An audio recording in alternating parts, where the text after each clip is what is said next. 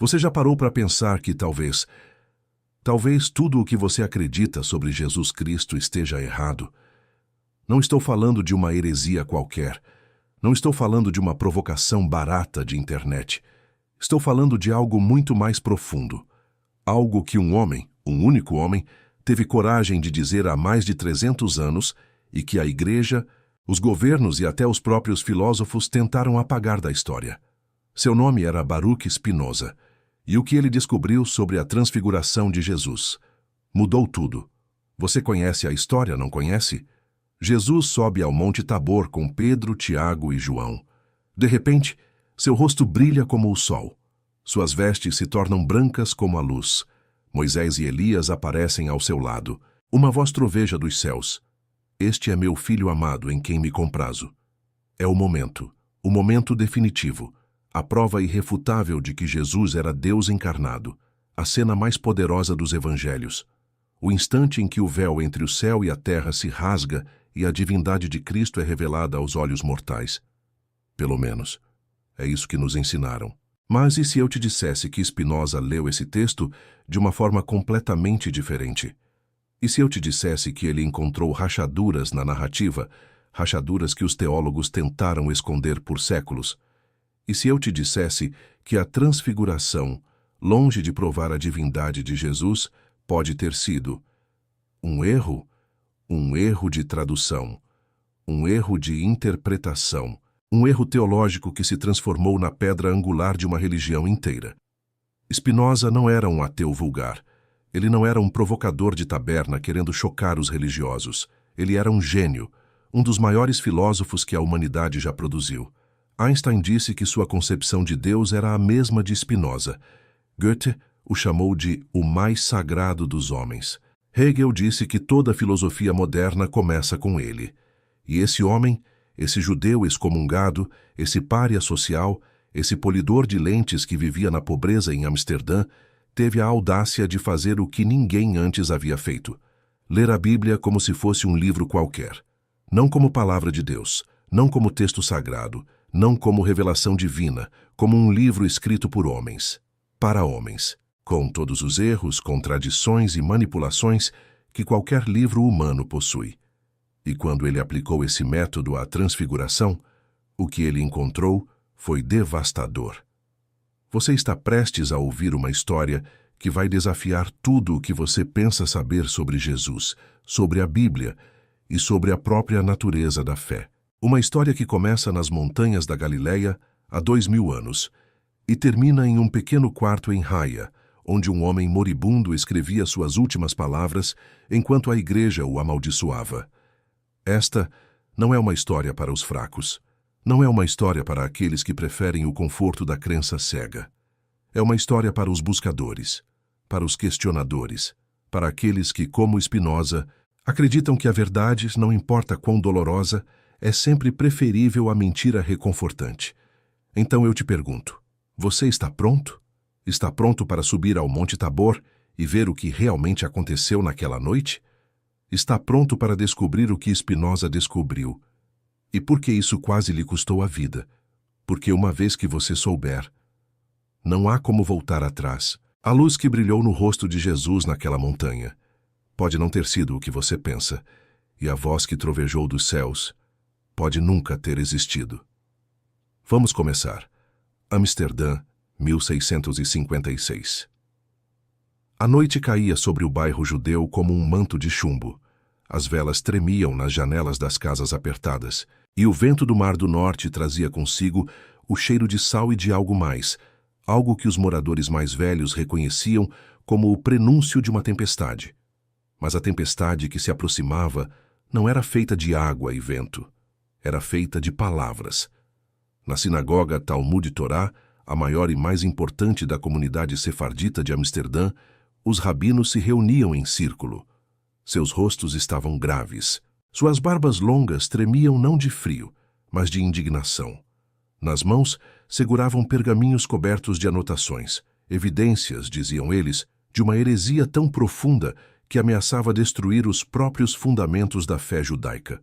No centro daquele círculo, de pé, com apenas 23 anos de idade, estava Baruch Spinoza.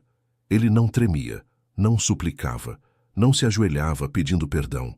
Ele apenas olhava, com aqueles olhos escuros e penetrantes que pareciam ver através das pessoas, através das paredes, através do próprio tecido da realidade. O rabino-chefe Saul Levi Morteira, que havia sido seu professor, seu mentor, quase um segundo pai, levantou-se com dificuldade. Sua voz, quando falou, estava carregada de uma tristeza que beirava a raiva. Baruch, filho de Miguel, você sabe por que está aqui? Spinoza não respondeu imediatamente. Seus olhos percorreram os rostos dos homens ao seu redor, comerciantes, estudiosos, líderes comunitários, homens que ele conhecia desde a infância, homens que haviam jantado na casa de seu pai, homens que agora o olhavam como se ele fosse um estranho, ou pior, um inimigo. Sei, disse ele finalmente. Sua voz era calma, quase suave. Estou aqui porque penso. Um murmúrio percorreu a assembleia. Morteira ergueu a mão pedindo silêncio. Você está aqui, disse o rabino, porque suas ideias são veneno, porque você questiona a palavra de Deus, porque você nega a imortalidade da alma, porque você afirma que Deus e a natureza são a mesma coisa, porque você diz que os milagres são impossíveis. Spinoza inclinou levemente a cabeça, como se considerasse cada acusação com cuidado.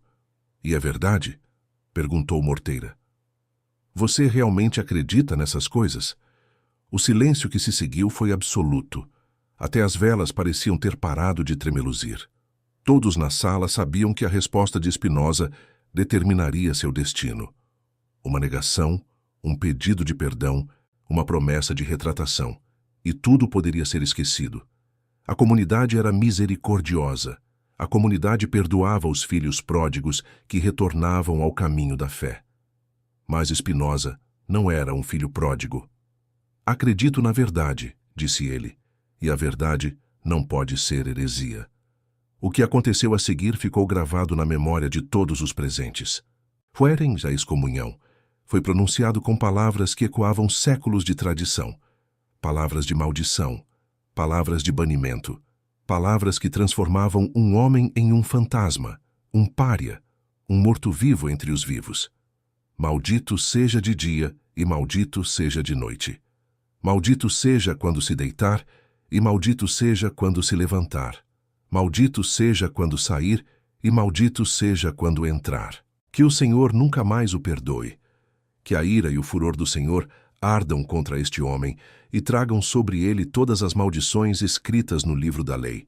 As velas foram apagadas uma a uma, simbolizando a extinção da alma de Spinoza da comunidade de Israel. E quando a última chama se extinguiu, Baruch Spinoza sorriu. Não era um sorriso de desafio ou de amargura. Era o sorriso de um homem que finalmente estava livre. Livre para pensar, livre para questionar, livre para demolir, tijolo por tijolo, todo o edifício de superstições que a humanidade havia construído ao longo de milênios. E sua primeira e mais devastadora demolição seria dirigida ao coração do cristianismo, a divindade de Jesus Cristo. Para entender o que Spinoza fez e por que isso ainda é tão perigoso hoje, precisamos primeiro entender quem ele era e de onde ele vinha. A família Spinoza era originária de Portugal, parte da grande diáspora de judeus que foram forçados a se converter ao cristianismo durante a Inquisição. Esses cristãos novos, como eram chamados, viviam vidas duplas. Publicamente iam à missa, batizavam seus filhos, comungavam. Secretamente mantinham as tradições judaicas, acendiam velas no Shabat, jejuavam no Yom Kippur. Quando a família migrou para Amsterdã, a cidade mais tolerante da Europa na época, eles puderam finalmente viver abertamente como judeus. O pai de Spinoza, Miguel, tornou-se um comerciante próspero. O jovem Baruch foi educado nas melhores escolas da comunidade, estudando hebraico, Torá, Talmud e os grandes comentaristas medievais. Mas havia algo diferente naquele menino. Algo que seus professores notavam com uma mistura de admiração e inquietação. Ele fazia perguntas. Não as perguntas normais de um estudante curioso, mas perguntas que iam direto às fundações, que questionavam pressupostos que ninguém ousava questionar. Se Deus é perfeito, Perguntou ele certa vez ao rabino Morteira. Por que ele precisaria criar o mundo? Um ser perfeito não tem necessidades nem desejos. A criação implica que algo faltava a Deus, e isso é uma imperfeição. Morteira ficou em silêncio por um longo momento. Depois respondeu com uma citação do Talmud, como sempre fazia quando não tinha uma resposta verdadeira. Spinoza não se satisfez. À medida que crescia, suas perguntas se tornavam mais perigosas. Ele começou a estudar latim com um ex-jesuíta chamado Franciscus van den Enden, o que lhe abriu as portas para a filosofia e a ciência europeias. Leu Descartes, que havia revolucionado o pensamento ocidental com seu penso logo existo. Leu os antigos, Platão, Aristóteles, os estoicos, os epicuristas. Leu os científicos, Galileu, Copérnico, Kepler. E quanto mais lia, mais percebia que tudo o que lhe haviam ensinado era, na melhor das hipóteses, incompleto. Na pior, uma mentira deliberada. A Bíblia não era a palavra de Deus. Era um livro escrito por homens, em épocas diferentes, com agendas diferentes, cheio de contradições, erros históricos e impossibilidades lógicas. Os milagres não existiam. O universo operava segundo leis naturais imutáveis. Deus não intervinha na história para partir mares ou fazer o sol parar no céu. A alma não era imortal. Não havia céu nem inferno. Não havia recompensa nem punição após a morte. Havia apenas a natureza, eternamente se desdobrando segundo suas próprias leis necessárias. E Deus? Deus não era um ser pessoal que ouvia orações e distribuía graças. Deus era a própria natureza. Deus era a totalidade infinita de tudo o que existe. Deus era, nas palavras que se tornariam famosas, Deus sive natura. Deus, ou seja, a natureza. Essas ideias eram explosivas. Em uma época em que pessoas ainda eram queimadas vivas por heresia, Spinoza estava afirmando coisas que fariam qualquer inquisidor salivar de antecipação. Mas ele não parou aí, porque havia uma questão ainda mais perigosa. Uma questão que judeus e cristãos preferiam não examinar muito de perto. Uma questão que tocava no nervo mais sensível de ambas as religiões. A questão de Jesus. Para os judeus, Jesus era um falso Messias, um herege, um agitador que havia sido justamente executado pelos romanos. Melhor não falar muito sobre ele.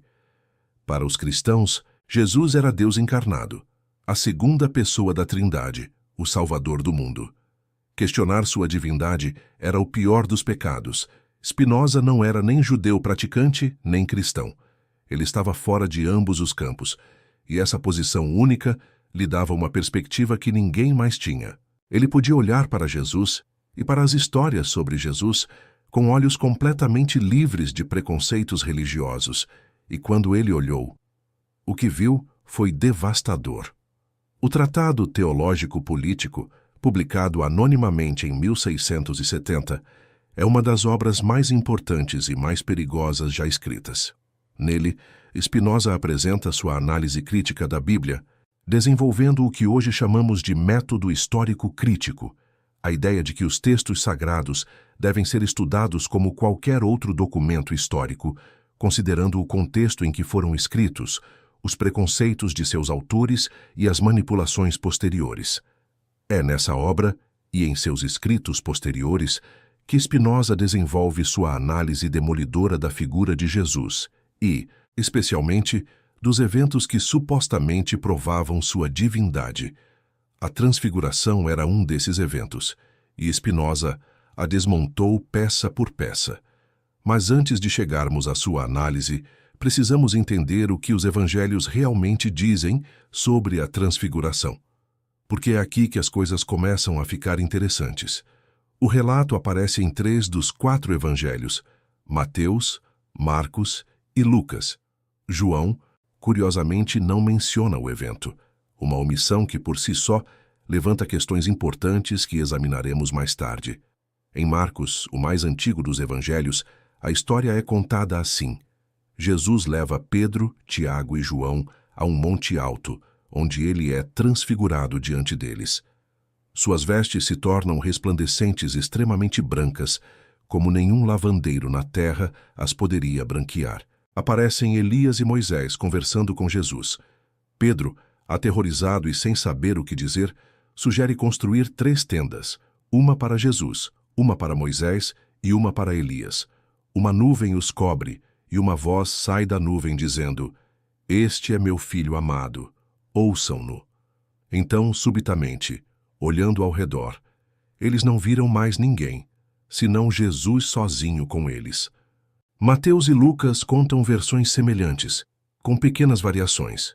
Mateus acrescenta que o rosto de Jesus resplandeceu como o sol. Lucas especifica que Jesus subiu ao monte para orar e que a conversa com Moisés e Elias era sobre sua partida, que estava para se cumprir em Jerusalém. Para os cristãos tradicionais, o significado é claro. A transfiguração é a revelação da natureza divina de Jesus. Por um breve momento, o véu da humanidade é levantado e os discípulos veem Jesus como ele realmente é, Deus em toda a sua glória. A presença de Moisés e Elias confirma que Jesus é o cumprimento da lei e dos profetas. A voz do céu é o testemunho do próprio Deus Pai, declarando Jesus como seu Filho. É uma narrativa poderosa, uma narrativa que sustentou a fé de bilhões de pessoas ao longo de 2 milênios. E é exatamente essa narrativa que Spinoza vai destruir. A primeira coisa que Spinoza notou, e que qualquer leitor atento pode notar, é que o relato da transfiguração tem todos os elementos de uma visão, não de um evento físico real. Pense nisso por um momento. Jesus leva 3 discípulos, e apenas 3, a um monte isolado. É noite ou pelo menos um momento de escuridão. Os discípulos estão exaustos. Lucas especificamente menciona que eles estavam carregados de sono. De repente, há uma explosão de luz, visões de figuras há muito mortas, uma voz misteriosa. Isso soa como um milagre objetivo, observável por qualquer pessoa que estivesse presente. Ou soa como uma experiência visionária, subjetiva, acessível apenas àqueles que estavam em um estado alterado de consciência. Spinoza conhecia bem a tradição das visões proféticas. Como estudante da Bíblia hebraica, ele havia analisado detalhadamente as visões de Ezequiel, de Daniel, de Isaías, e ele notou algo crucial. Os profetas nunca afirmavam que suas visões eram eventos físicos que qualquer pessoa poderia ver. Eles sabiam e diziam explicitamente que estavam tendo experiências internas, revelações que aconteciam em suas mentes, não no mundo exterior. Ezequiel não disse que o trono de Deus desceu fisicamente sobre o rio Quebar para que todos os exilados babilônicos pudessem vê-lo. Ele disse: "Eu vi." Uma experiência pessoal, interior, visionária. Daniel não afirmou que os 4 animais e o Filho do Homem apareceram no céu de Babilônia para que todos os habitantes da cidade pudessem testemunhar. Ele disse: "Eu estava olhando nas minhas visões da noite. Um sonho, uma revelação noturna, uma experiência mental. Por que então deveríamos tratar a transfiguração de forma diferente?" Os discípulos estavam em um estado propício a visões. Cansados, em um lugar isolado, provavelmente em jejum e oração. Jesus, como líder carismático, tinha a capacidade de induzir estados alterados de consciência em seus seguidores, uma capacidade que líderes religiosos de todas as épocas demonstraram possuir. O que Pedro, Tiago e João viram naquela noite pode ter sido absolutamente real para eles, mas isso não significa que era real no sentido objetivo, físico, verificável. Spinoza argumentava que a mente humana tem uma capacidade extraordinária de criar experiências que parecem completamente reais. Sonhos, alucinações, visões estáticas, tudo isso é produzido pelo cérebro, mas é vivenciado como se viesse de fora. Uma pessoa em transe pode ver anjos, demônios, deuses, ancestrais mortos, e essas visões serão tão vívidas e convincentes quanto qualquer experiência da vida desperta. Isso não significa que a pessoa está mentindo ou sendo desonesta.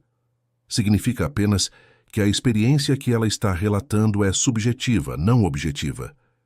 E quando lemos os relatos da transfiguração com esse entendimento, muitas coisas começam a fazer sentido. Por que apenas 3 discípulos foram levados ao monte?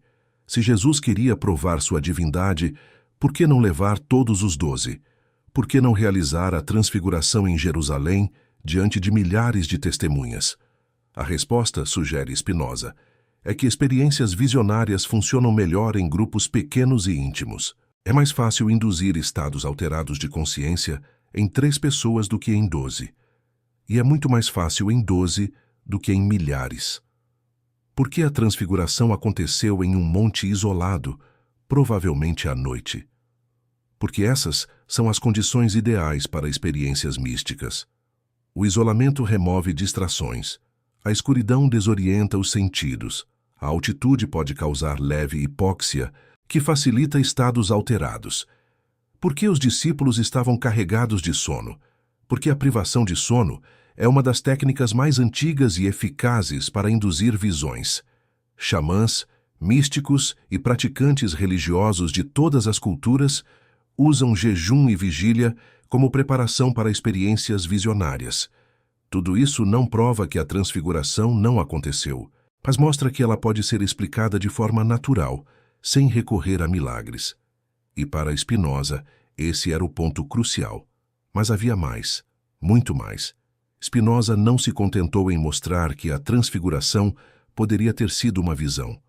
Ele foi além, analisando as contradições internas dos relatos e as impossibilidades teológicas que eles implicavam.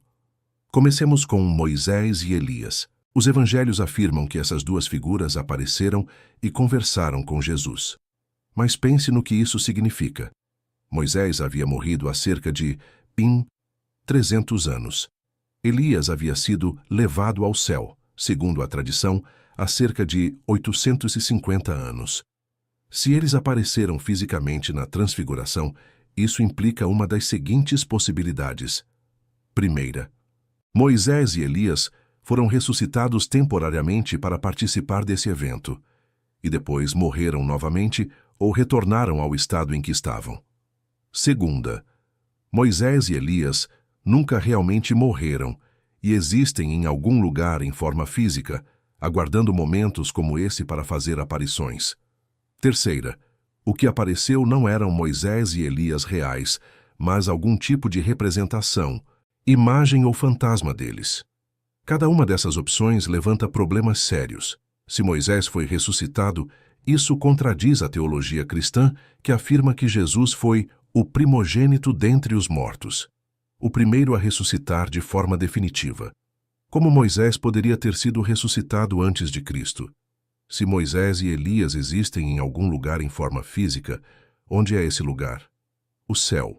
Mas o céu é um lugar espiritual, não físico. Como seres físicos poderiam habitar lá? Se o que apareceu eram fantasmas ou representações, então a transfiguração não foi um evento físico real, mas uma visão. Exatamente o que Spinoza estava argumentando. Os teólogos cristãos, ao longo dos séculos, se contorceram para explicar essas dificuldades. Algumas de suas explicações são engenhosas, mas Spinoza não estava interessado em explicações engenhosas. Ele estava interessado na verdade. E a verdade mais simples, a explicação que exigia menos pressupostos sobrenaturais, era que a transfiguração foi uma experiência visionária, não um evento físico. Mas o golpe mais devastador de Spinoza ainda estava por vir. Ele se voltou para a voz que supostamente veio do céu.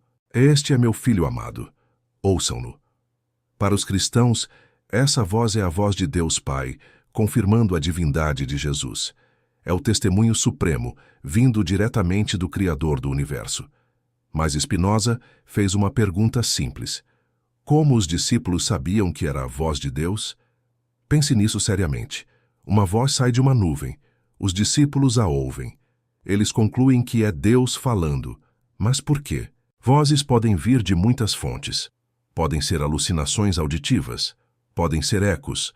Podem ser outras pessoas escondidas. Podem ser a própria mente criando a experiência que espera encontrar. Por que, dentre todas as explicações possíveis, os discípulos escolheram acreditar que era Deus? A resposta, argumentava Spinoza, é que eles já estavam predispostos a essa interpretação. Eles já acreditavam que Jesus era o Messias. Eles já esperavam sinais divinos. Quando algo extraordinário aconteceu, uma luz brilhante, visões de figuras sagradas, uma voz misteriosa. Eles interpretaram tudo através das lentes de suas expectativas prévias. Isso é o que os psicólogos modernos chamam de viés de confirmação. Nós tendemos a interpretar experiências ambíguas de forma que confirme nossas crenças existentes. Se você acredita em fantasmas e ouve um barulho estranho à noite, você pensa, é um fantasma. Se você não acredita em fantasmas, você pensa, deve ser o vento ou provavelmente um animal. Os discípulos acreditavam que Jesus era divino. Quando tiveram uma experiência extraordinária em sua presença, interpretaram-na como confirmação de sua divindade, mas a experiência em si não provava nada. Era a interpretação que fazia todo o trabalho. E agora, você que está assistindo. Eu preciso parar por um momento, porque o que estamos fazendo aqui não é simplesmente contar uma história. Estamos fazendo algo muito mais profundo. Estamos questionando os fundamentos de uma crença que moldou a civilização ocidental por 2000 anos. E eu sei que isso pode ser desconfortável. Talvez você tenha crescido acreditando na divindade de Jesus. Talvez você ainda acredite. Talvez essas palavras estejam provocando em você uma reação de resistência, de raiva até. Ou talvez, você esteja sentindo algo diferente. Uma espécie de alívio. O alívio de finalmente ouvir alguém dizer em voz alta o que você sempre suspeitou, mas nunca teve coragem de admitir. Se você está sentindo isso, você não está sozinho. Spinoza passou a vida inteira sozinho, excomungado por sua comunidade, rejeitado pelos cristãos, perseguido pelas autoridades. Ele morreu aos 44 anos, pobre e isolado, seus livros proibidos e queimados. Mas ele nunca se arrependeu, porque ele sabia que a verdade é mais importante que o conforto, que a liberdade de pensamento é mais preciosa que a aprovação social, que uma vida examinada, mesmo que dolorosa, é infinitamente preferível a uma vida de ilusões reconfortantes. E agora, 300 anos depois, suas ideias estão mais vivas do que nunca. Você, que está assistindo este vídeo agora, faz parte dessa corrente. Você é um buscador, como Spinoza foi. Você quer saber a verdade, não importa aonde ela leve. Por isso, eu tenho um pedido. Se essas palavras estão ressoando com você, se essa jornada está despertando algo dentro de você, eu quero ouvir sua voz. Deixe um comentário, diga-me, o que você acha que realmente aconteceu naquele monte? Foi um milagre? Uma visão? Uma invenção posterior dos escritores dos evangelhos? Ou algo completamente diferente que ainda não consideramos? Sua perspectiva importa. Sua voz importa. Essa não é uma conversa de mão única. É um diálogo entre buscadores da verdade através dos séculos. E se você quer continuar essa jornada comigo, se você quer ir mais fundo na toca do coelho, inscreva-se no canal agora. Clique no sino para ser notificado, porque o que vem a seguir vai fazer tudo o que dissemos até agora parecer apenas o aquecimento. Estamos apenas começando a arranhar a superfície. A verdadeira demolição ainda está por vir. Spinoza não era ingênuo. Ele sabia que os defensores da fé teriam respostas para seus argumentos. Ele conhecia a teologia cristã tão bem quanto qualquer padre ou pastor, e ele antecipou as objeções. Mas Spinoza, diriam os teólogos, você está reduzindo a transfiguração a uma mera experiência psicológica. Está ignorando o testemunho dos discípulos, está tratando homens santos como se fossem vítimas de alucinação. Spinoza responderia, não estou dizendo que os discípulos mentiram ou que eram loucos. Estou dizendo que eles eram humanos. E como humanos, estavam sujeitos às mesmas limitações cognitivas que todos nós. Eles interpretaram suas experiências através das categorias culturais e religiosas disponíveis para eles. Isso não os diminui como pessoas. Apenas os revela como pessoas, não como instrumentos infalíveis da revelação divina. Mas, continuariam os teólogos, os 3 evangelhos sinóticos concordam em seus relatos. Não é isso evidência de que o evento realmente aconteceu?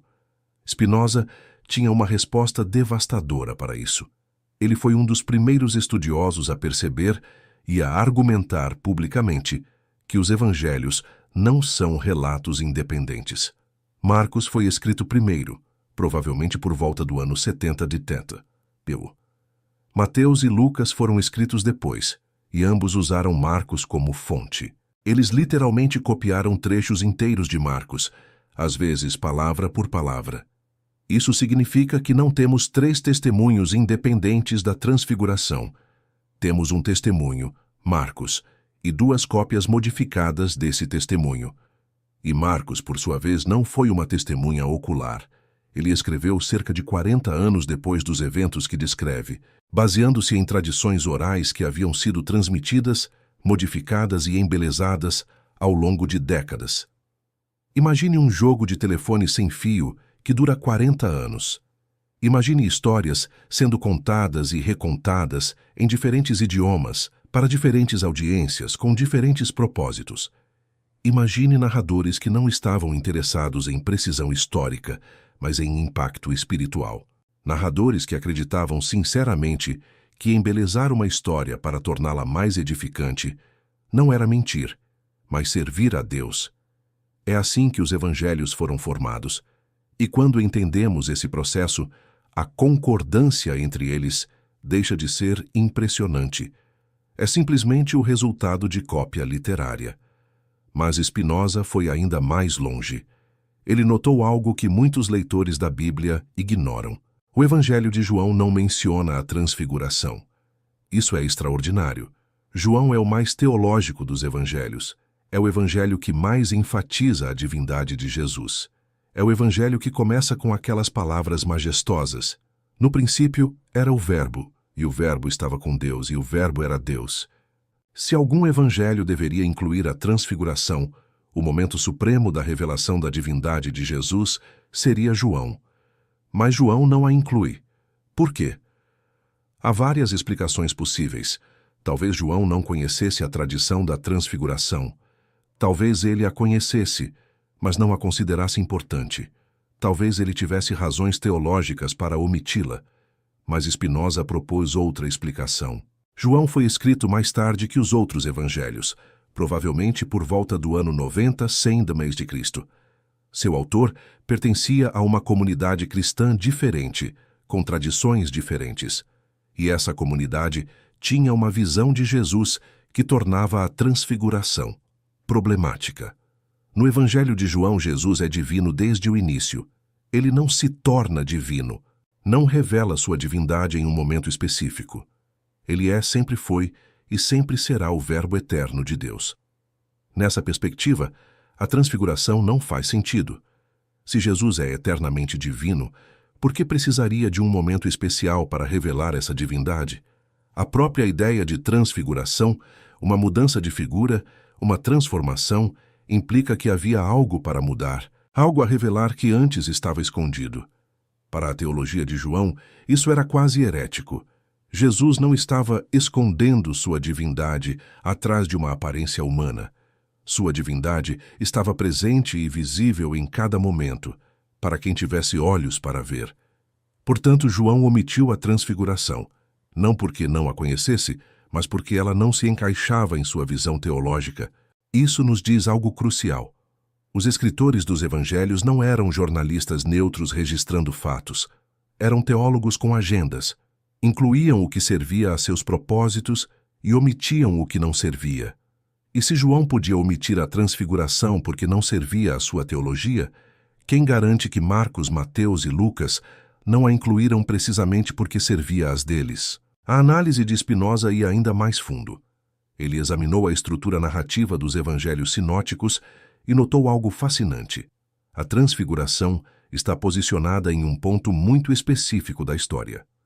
Ela ocorre logo após a confissão de Pedro em Cesareia de Filipe, onde Pedro declara que Jesus é o Cristo, o Filho do Deus vivo. E ocorre logo antes de Jesus começar a prever sua paixão e morte. Narrativamente, a transfiguração funciona como uma confirmação celestial da confissão de Pedro e como uma preparação para os eventos sombrios que virão. Ela tranquiliza os leitores. Sim, Jesus vai sofrer e morrer, mas não se preocupem. Ele é realmente divino, como vocês podem ver por este espetáculo celestial. Essa função narrativa é tão perfeita, tão conveniente, que levanta uma questão incômoda. A transfiguração foi posicionada ali porque realmente aconteceu naquele momento da vida de Jesus? Ou foi inserida ali porque era o lugar perfeito para ela na estrutura da história que os evangelistas queriam contar? Spinoza inclinava-se para a segunda opção. Ele argumentava que os evangelhos não são biografias no sentido moderno.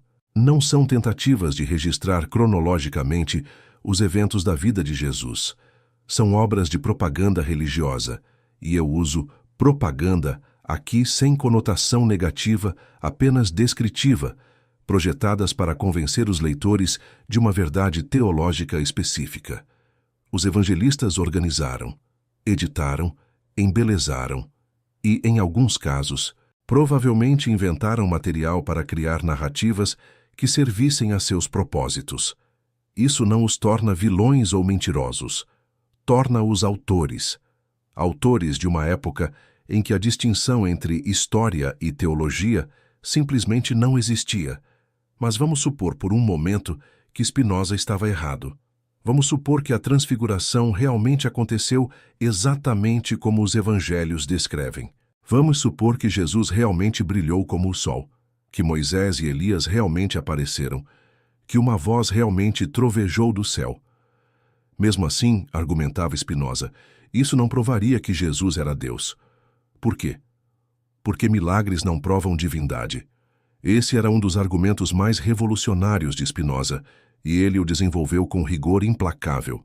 Na Bíblia hebraica, muitas pessoas realizam milagres. Moisés divide o Mar Vermelho. Elias ressuscita um menino morto. Eliseu multiplica azeite e faz um machado flutuar. Os magos do Egito transformam varas em serpentes. Ninguém afirma que Moisés era Deus. Ninguém afirma que Elias era Deus. Ninguém afirma que os magos do Egito eram deuses. Os milagres, na tradição bíblica, são sinais de poder divino operando através de um agente humano. Eles mostram que Deus está com aquela pessoa, que a aprova, que a enviou, mas não mostram que a pessoa é Deus. Por que, então, os milagres de Jesus seriam diferentes? Os cristãos responderiam: porque Jesus fez milagres maiores, mais numerosos, mais impressionantes, porque ele ressuscitou dos mortos, porque ele próprio afirmou ser divino. Mas Spinoza desmontava cada um desses argumentos. Milagres maiores? Moisés dividiu um mar inteiro e fez chover comida do céu por 40 anos.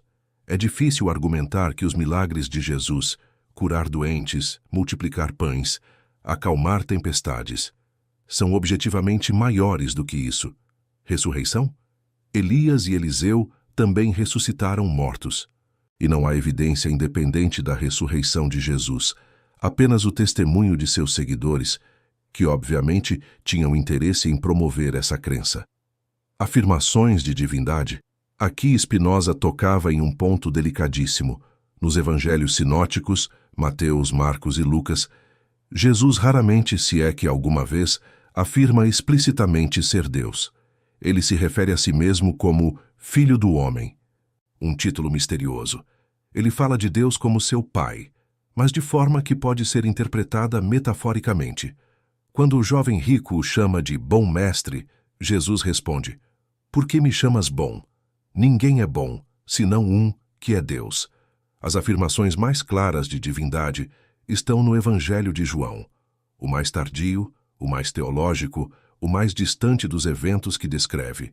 E mesmo em João, as afirmações são ambíguas o suficiente para permitir interpretações diferentes. Spinoza sabia que a doutrina da divindade de Jesus não veio de Jesus. Veio de seus seguidores, décadas após sua morte, em um processo complexo de reflexão teológica, debate e, eventualmente, decisão institucional em concílios como Niceia. Jesus de Nazaré, o pregador judeu do primeiro século, provavelmente não acreditava que era Deus. Seus primeiros seguidores provavelmente não acreditavam que ele era Deus.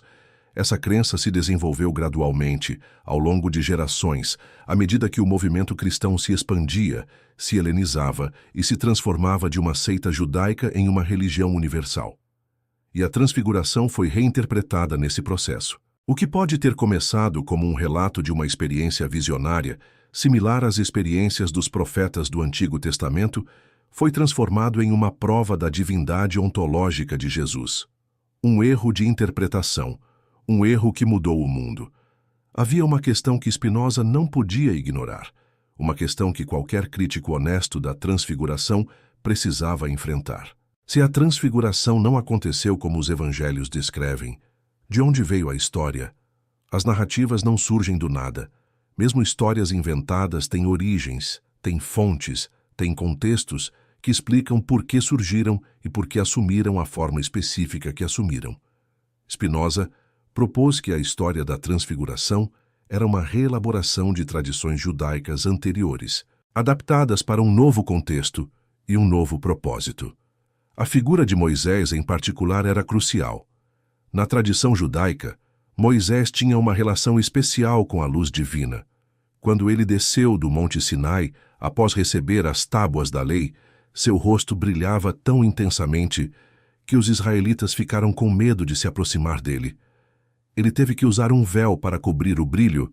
Esse episódio era bem conhecido de qualquer judeu do primeiro século. Era uma das histórias mais famosas do Êxodo, e suas ressonâncias com a transfiguração são óbvias demais para serem coincidência. Jesus sobe a um monte, como Moisés subiu ao Sinai. Jesus brilha com luz divina, como Moisés brilhou após encontrar Deus. Uma voz fala do céu, como a voz de Deus falou a Moisés. Moisés aparece na cena, conectando explicitamente Jesus à tradição mosaica. Para Spinoza, isso não era evidência de que Jesus era o novo Moisés ou o cumprimento da profecia. Era evidência de que os autores dos evangelhos construíram a narrativa da transfiguração usando elementos da história de Moisés como material bruto. Eles não estavam simplesmente registrando o que aconteceu, estavam criando paralelos deliberados, mostrando aos leitores judeus que Jesus era maior que Moisés, mas usando a linguagem e as imagens que esses leitores reconheceriam e respeitariam. E havia mais paralelos. A presença de Elias na transfiguração também não era acidental. Na tradição judaica, Elias não morreu. Ele foi levado ao céu em um redemoinho, numa carruagem de fogo. E havia uma expectativa, baseada em uma profecia no livro de Malaquias, de que Elias retornaria antes do grande e terrível dia do Senhor, o dia do julgamento final. Os primeiros cristãos acreditavam que esse dia estava próximo. Eles esperavam o retorno iminente de Jesus em glória, o fim do mundo como conheciam, o estabelecimento do reino de Deus na terra. A presença de Elias na transfiguração era uma forma de dizer: vejam, Elias retornou, o dia do Senhor está próximo. Mas havia um problema. Se Elias tinha que vir antes do Messias, e Jesus era o Messias, onde estava Elias? Os evangelhos resolvem esse problema de forma engenhosa. Eles afirmam que João Batista era Elias, não literalmente, mas no espírito e poder de Elias. João preparou o caminho para Jesus, assim como Elias deveria preparar o caminho para o dia do Senhor. A transfiguração reforça essa conexão. Elias aparece ao lado de Jesus, passando o bastão, por assim dizer, para o novo líder espiritual. A continuidade entre a antiga e a nova aliança é estabelecida visualmente, dramaticamente. Spinoza via tudo isso não como evidência de verdade divina, mas como evidência de habilidade narrativa. Os autores dos evangelhos eram contadores de histórias talentosos. Eles sabiam como criar conexões, como evocar tradições, como construir significado através de símbolos e paralelos. Isso não os tornava fraudulentos. Tornava-os típicos de sua época e cultura. No mundo antigo, não havia separação clara entre o que aconteceu e o que isso significa. Narrativas eram sempre interpretativas, sempre teológicas, sempre construídas para transmitir verdades que transcendiam os meros fatos. O problema, argumentava Spinoza, era quando leitores de séculos posteriores tomavam essas narrativas teológicas como se fossem reportagens jornalísticas, quando tratavam construções literárias como se fossem fotografias da realidade, quando esqueciam que estavam lendo teologia e pensavam que estavam lendo história. A questão de Moisés levou Spinoza a uma reflexão ainda mais profunda. A história de Moisés no Monte Sinai, a história que serviu de modelo para a Transfiguração, era ela própria verdadeira? Spinoza passou boa parte de sua vida analisando o Pentateuco, os 5 primeiros livros da Bíblia, tradicionalmente atribuídos a Moisés. E ele chegou a uma conclusão explosiva: Moisés não escreveu o Pentateuco. Essa conclusão, que hoje é aceita pela maioria dos estudiosos bíblicos, era absolutamente escandalosa no século XVII. A autoria mosaica do Pentateuco era um dogma fundamental tanto para judeus quanto para cristãos. Questioná-la era questionar a própria autoridade das Escrituras. Mas Spinoza tinha evidências.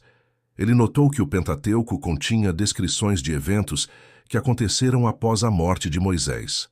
O Deuteronômio, por exemplo, descreve a morte e o sepultamento de Moisés, algo que Moisés obviamente não poderia ter escrito.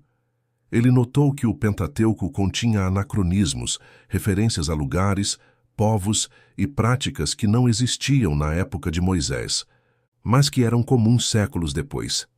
Ele notou que o Pentateuco continha contradições, 2 histórias diferentes da criação, 2 versões do dilúvio, 2 genealogias de Adão, que sugeriam múltiplas fontes combinadas por editores posteriores. Ele notou que o estilo literário do Pentateuco variava dramaticamente de seção para seção, como se diferentes autores com diferentes vocabulários e diferentes preocupações tivessem contribuído para a obra final.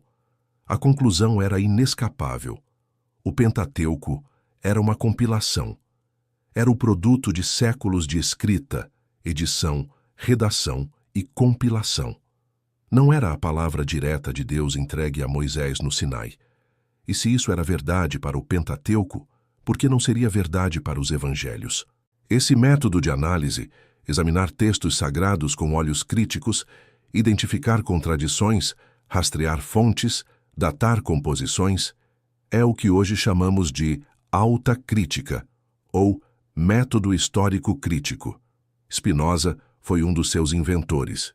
E quando ele aplicou esse método aos evangelhos, os resultados foram igualmente perturbadores. Ele mostrou que os evangelhos foram escritos décadas após a morte de Jesus, por autores que não eram testemunhas oculares. Ele mostrou que os evangelhos dependiam uns dos outros literariamente, com Mateus e Lucas copiando extensivamente de Marcos. Ele mostrou que os evangelhos continham contradições factuais, discordâncias sobre detalhes, cronologias, genealogias, que eram incompatíveis com a ideia de inspiração divina infalível. Ele mostrou que os evangelhos refletiam as preocupações e os conflitos das comunidades cristãs do final do primeiro século, não necessariamente as palavras e ações do Jesus histórico. Cada um desses pontos poderia e seria debatido por estudiosos durante os séculos seguintes. Nem todas as conclusões de Spinoza resistiram ao teste do tempo, mas o método que ele pioneirou revolucionou o estudo da Bíblia. E esse método, quando aplicado à Transfiguração, sugeria fortemente que estávamos diante de uma construção teológica, não de um evento histórico. Vamos recapitular o caso contra a Transfiguração como prova da divindade de Jesus. Primeiro, os relatos têm características de experiências visionárias, não de eventos físicos objetivos. Isolamento, escuridão, privação de sono, grupo pequeno e íntimo, todas as condições para experiências místicas subjetivas estavam presentes. Segundo, não temos múltiplos testemunhos independentes. Temos um relato primário, Marcos, e 2 cópias adaptadas, Mateus e Lucas. E o evangelho mais teológico, João omite completamente o episódio. Terceiro, a narrativa é claramente modelada em histórias do Antigo Testamento, particularmente a experiência de Moisés no Sinai. Os paralelos são sistemáticos demais para serem coincidência, sugerindo construção literária deliberada. Quarto, a posição da Transfiguração na narrativa dos evangelhos é narrativamente perfeita, conveniente demais para não levantar suspeitas de que foi inserida ali por razões literárias, não históricas. Quinto, mesmo que a Transfiguração tenha acontecido exatamente como descrita, ela não provaria a divindade de Jesus. Milagres na Bíblia são realizados por muitos agentes humanos e não implicam que esses agentes sejam divinos. Sexto, a voz do céu não pode ser verificada como sendo a voz de Deus. A interpretação dos discípulos estava condicionada por suas expectativas prévias. Sétimo, os autores dos evangelhos não eram historiadores neutros, mas teólogos com agendas, escrevendo décadas após os eventos, baseando-se em tradições orais modificadas ao longo do tempo. Cada um desses pontos, isoladamente, poderia ser explicado ou questionado, mas juntos, eles formam um caso cumulativo poderoso. A explicação mais simples, a explicação que exige menos pressupostos extraordinários, é que a transfiguração não foi um milagre que prova a divindade de Jesus. Foi uma experiência visionária, possivelmente real para aqueles que a vivenciaram, mas subjetiva, que foi posteriormente interpretada, embelezada e transformada em peça central da teologia cristã. Um erro de interpretação que moldou 2000 anos de história. Mas Spinoza não estava interessado apenas em destruir, ele também queria construir. Tendo demolido a interpretação tradicional da transfiguração, ele oferecia uma alternativa, uma forma de entender Jesus que não dependia de milagres impossíveis ou dogmas irracionais. Uma forma que, paradoxalmente, preservava o que havia de mais valioso no ensinamento de Jesus, enquanto descartava os acréscimos supersticiosos. Para Spinoza, Jesus era um profeta, não um profeta no sentido sobrenatural, alguém que recebia mensagens diretas de um Deus pessoal, mas um profeta no sentido spinozano, alguém com uma intuição moral extraordinária, uma capacidade excepcional de perceber verdades éticas e comunicá-las de forma poderosa. Jesus percebeu, através de sua própria razão e sensibilidade, algumas verdades fundamentais sobre como os seres humanos devem viver. Ele entendeu que o amor é mais importante que o ritual, que a compaixão é mais importante que a pureza, que a intenção do coração é mais importante que a conformidade externa. Essas percepções não vieram de uma revelação sobrenatural, vieram da natureza humana de Jesus, de sua inteligência, de sua empatia, de sua disposição para questionar as convenções de sua época. E Jesus comunicou essas percepções de forma extraordinariamente eficaz. Ele usou parábolas, aforismos, exemplos dramáticos. Ele adaptou sua mensagem às capacidades de seus ouvintes, usando imagens e linguagem que eles pudessem entender. Quando Jesus falava do reino de Deus, ele não estava necessariamente falando de um futuro apocalíptico em que Deus interviria miraculosamente na história. Ele poderia estar falando de uma transformação interior, de uma nova forma de viver e se relacionar, que estava disponível aqui e agora para quem tivesse ouvidos para ouvir. Essa interpretação de Jesus como mestre moral humano, não como divindade encarnada, preservava tudo o que era genuinamente valioso em seu ensinamento. O mandamento de amar ao próximo, a crítica à hipocrisia religiosa, o cuidado com os pobres, os doentes, os marginalizados, a visão de uma comunidade humana baseada em amor e justiça, não em poder e dominação. Nada disso dependia de Jesus ser Deus. Nada disso dependia de milagres. Nada disso dependia da transfiguração. Na verdade, argumentava Spinoza, a divinização de Jesus havia sido uma distração e uma distorção. Ao transformar Jesus em um ser sobre-humano, a Igreja havia tornado seu exemplo impossível de imitar. Como posso amar como Jesus amou? Ele era Deus. Ao transformar a salvação em uma questão de crença correta, em dogmas sobrenaturais, a Igreja havia desviado a atenção da questão realmente importante: como viver uma vida ética e significativa. Essa abordagem de Spinoza, tratar Jesus como um grande mestre humano, não como uma divindade, seria incrivelmente influente nos séculos seguintes. Os filósofos iluministas do século XVIII, como Voltaire e os deístas ingleses, adotariam visões semelhantes. Eles admiravam Jesus como moralista, enquanto rejeitavam os milagres e dogmas do cristianismo institucional.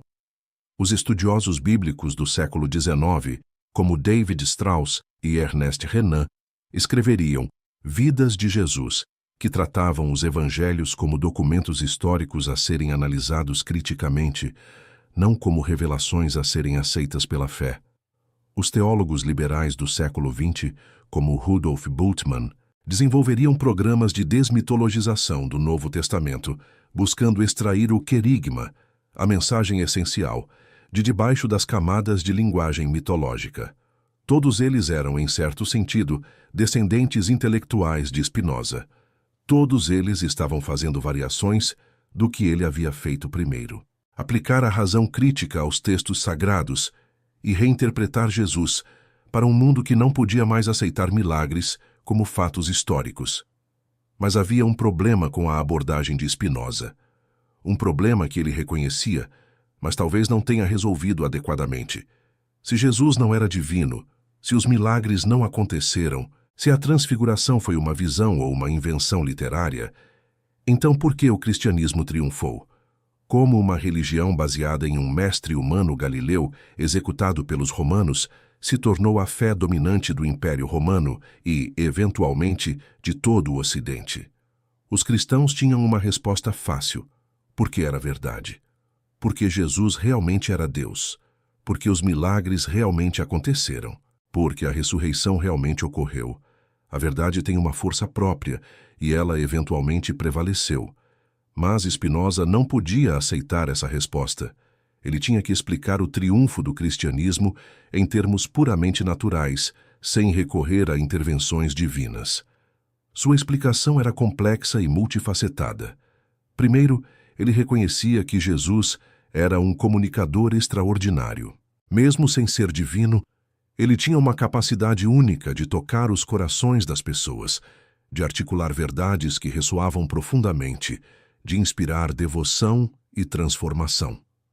Segundo, a mensagem de Jesus chegou em um momento histórico propício. O mundo romano estava em crise espiritual. As velhas religiões pagãs perdiam força. As pessoas buscavam significado, comunidade, esperança. O cristianismo oferecia tudo isso. Terceiro, o cristianismo era incrivelmente adaptável. Ele conseguia absorver elementos de outras religiões e filosofias, transformando-se para atender às necessidades de diferentes audiências. Para os judeus, era o cumprimento das profecias. Para os gregos, era uma filosofia sofisticada. Para os romanos, era uma comunidade de apoio mútuo em tempos difíceis. Quarto, os cristãos eram organizados e comprometidos. Eles cuidavam uns dos outros. Eles cuidavam dos pobres e dos doentes. Em tempos de peste e desastre, eles ficavam e ajudavam enquanto outros fugiam. Essa solidariedade prática impressionava os não-cristãos e atraía convertidos. Quinto, e este é um ponto delicado, os cristãos estavam dispostos a morrer por sua fé. Os mártires cristãos eram uma propaganda poderosa. Quem morreria por uma mentira? Se esses homens e mulheres estavam dispostos a enfrentar leões e fogueiras, sua fé devia ser genuína. E se era genuína, talvez fosse verdadeira. Spinoza não achava que a disposição para o martírio provava que uma crença era verdadeira. Fanáticos de todas as religiões morreram por suas crenças, e suas crenças não podiam ser todas verdadeiras. Mas ele reconhecia que o martírio era uma ferramenta de propaganda extraordinariamente eficaz. A análise de Spinoza sobre o triunfo do cristianismo era, em certo sentido, uma sociologia da religião avant la lettre. Ele estava explicando o sucesso de uma religião em termos de fatores sociais, psicológicos e históricos, não em termos de verdade divina. Essa abordagem seria desenvolvida muito mais tarde por pensadores como Max Weber, Emil Durkheim e Rodney Stark. A sociologia da religião como disciplina acadêmica não existia no tempo de Spinoza, mas ele estava plantando suas sementes, e havia uma implicação perturbadora em tudo isso. Se o cristianismo triunfou por razões sociológicas, não teológicas, então seu triunfo não prova sua verdade. Uma religião pode ser falsa e ainda assim ser bem-sucedida. Uma religião pode ser baseada em erros de interpretação, como a transfiguração, e ainda assim conquistar o mundo. Isso não significa que o cristianismo é necessariamente falso. Apenas significa que seu sucesso histórico não é evidência de sua verdade. E isso era uma conclusão devastadora para qualquer cristão que usasse o argumento: mas o cristianismo venceu, então deve ser verdade. Spinoza sabia que seus argumentos não seriam aceitos facilmente. Ele sabia que a maioria das pessoas preferia o conforto de suas crenças tradicionais à perturbação de questionamentos radicais. Mas ele também acreditava em algo que o mantinha escrevendo, pensando, argumentando, mesmo quando a perseguição e o isolamento o cercavam. Ele acreditava na liberdade, não apenas na liberdade política, embora ele fosse um ardente defensor dela, mas na liberdade de pensamento, na liberdade de questionar, na liberdade de seguir a razão aonde ela levasse, sem ser constrangido por dogmas, tradições ou autoridades. Essa liberdade era, para Spinoza, o valor supremo. Era a condição para uma vida genuinamente humana.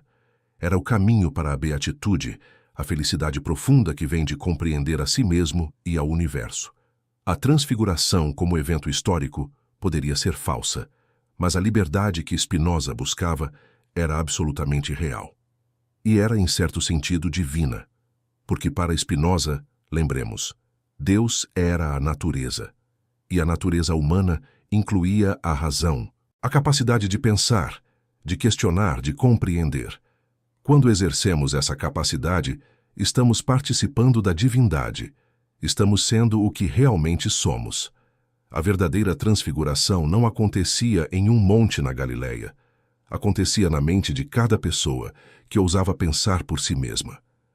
Vamos fazer uma pausa e considerar uma objeção séria ao argumento de Spinoza.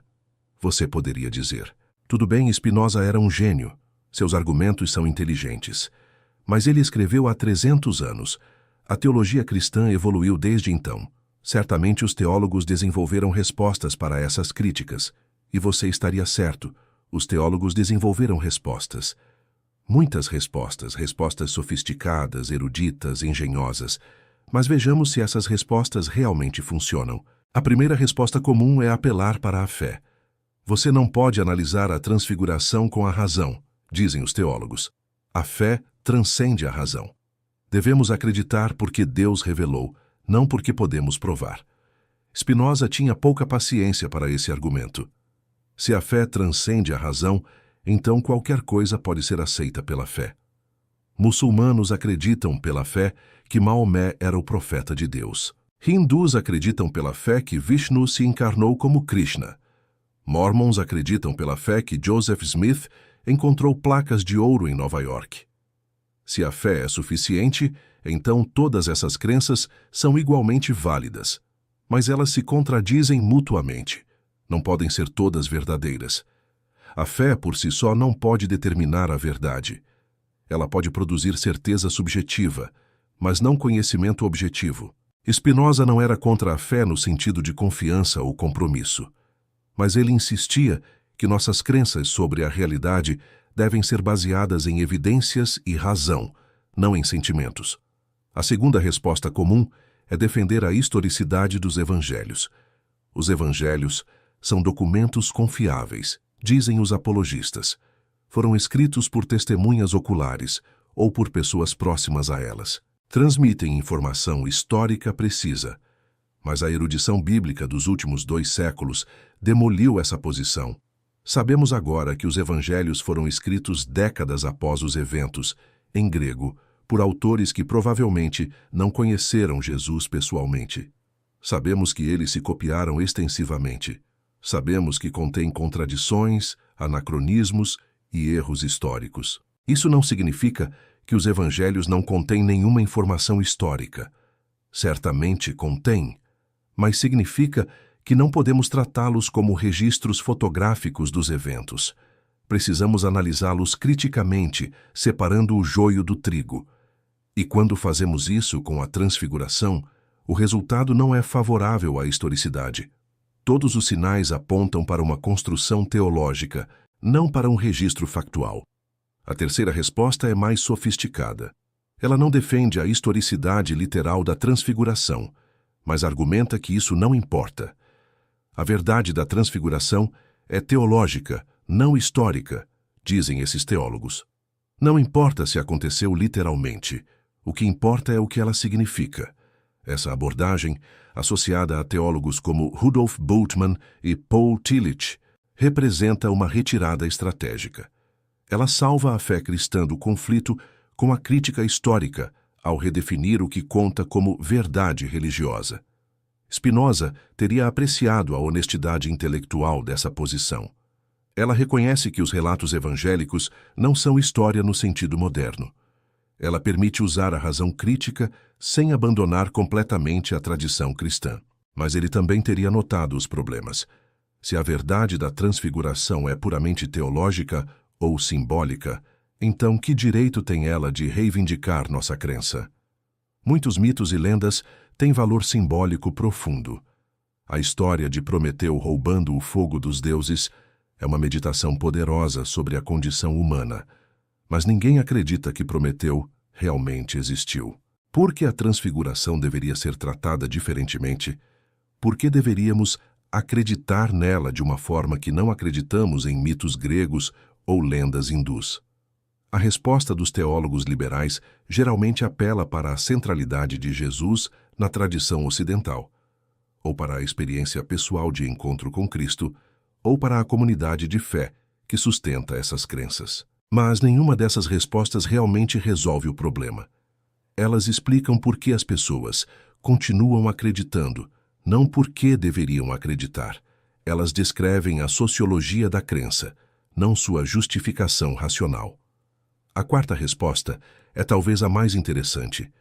Ela aceita grande parte da crítica de Spinoza, mas argumenta que ele não vai longe o suficiente. Você está certo, dizem esses pensadores. A transfiguração provavelmente não aconteceu literalmente. Os evangelhos são construções teológicas, não reportagens jornalísticas. Jesus provavelmente não se apresentou como Deus no sentido que a Igreja depois definiu. Mas, continuam eles, isso não significa que o cristianismo é falso. Significa apenas que o cristianismo tradicional, dogmático, baseado em milagres e doutrinas fixas, é falso.